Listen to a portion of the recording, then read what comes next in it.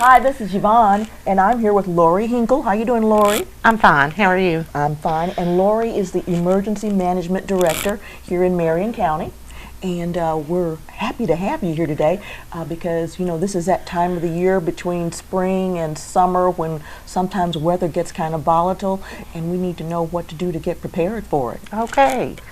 Well, I think that's the key, is to be prepared and be aware that this is the time of year when we have the highest incidence of severe weather.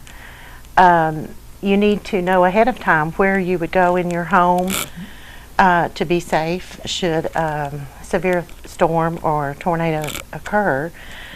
I think most of us have heard over and over where those safe places are, but in the heat of the moment, you may forget. So be aware and talk to your family and your children. You should go to the lowest floor, a basement if you have one. You should have items that you can cover your head with, mattresses, blankets, that sort of thing. If you don't have a basement, the lowest level of your house, away from windows, under a stairwell. It's recommended that if you're in a motorhome, even if it's tied down, you should get out if you have time and go to a permanent structure.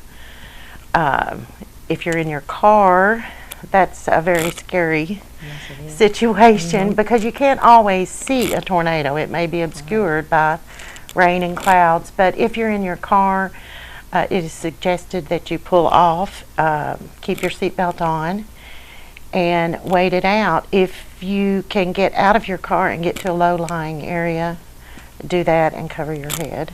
Okay, now you're saying low-lying areas. What help will that give us? Well, hopefully the strong winds would pass over top of you instead of running right into you. Exactly, exactly. The biggest risk during a tornado is flying debris. So that's what you want to avoid, if at all possible. And your car could become debris. So if you can get under the level of the storm, that is the best. Okay. Now I know we're in that time period now where the storms start coming. As far as emergency management, your department, will you get us the information out to us as things progress? Yes. The county relies on the NOAA weather service system for warnings, and they alert. It comes through the police department dispatch service. And sirens are initiated throughout the county. And at that point, if you hear the sirens, you should start listening to the radio, your television, and that sort of thing for more information.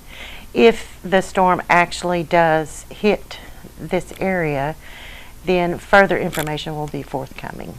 Okay.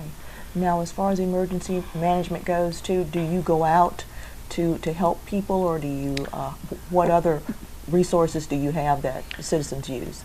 Well, that's true. We do, as emergency management agency, we go out and assess damage, see if there are injuries, people that need assistance, find out if there's power outages, if we don't have water, and then the county has plans in place to address those needs. Okay. Now I know also that you have different places that you can tell us to go when correct. There's an emergency. That's correct, and that information would be broadcast. But typically the schools are one of the first lines because they have room for a lot of people. They also have large functioning kitchens, so people could be fed. And then there's Red Cross can be activated.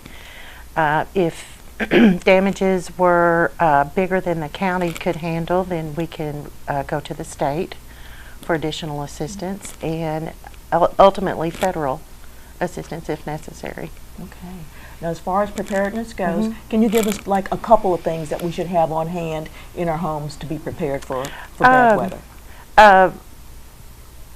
Radio is great with working batteries, water.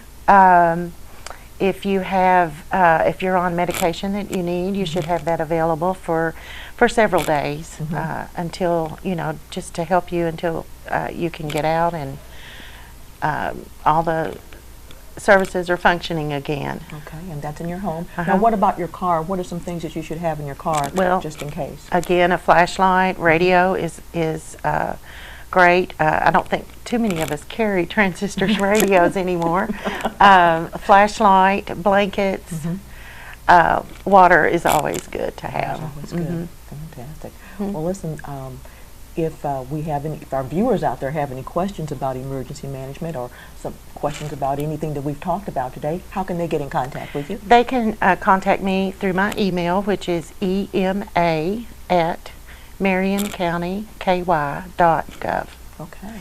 And I would also, Marion County Fiscal Court has a Facebook page, and there is a link on that page for tornado warning signs, places to be safe, and items. You know, if you want to have an emergency kit, that information is there. The county is also developing a web page, and that information will be available there too. Great. All right. Well, listen, thank you so much for coming out and sharing Thank you for having me today. This is Yvonne McNary, and I've been here with Lori Hinkle from the Emergency Management. She's the Emergency Management Director here in Lebanon, Marion County. And we've gone through quite a few tornado warnings around this area here. Right. You know? So we always want to be sure that we're safe. That's correct. All right. Thank you very much. Thank you. Thank you.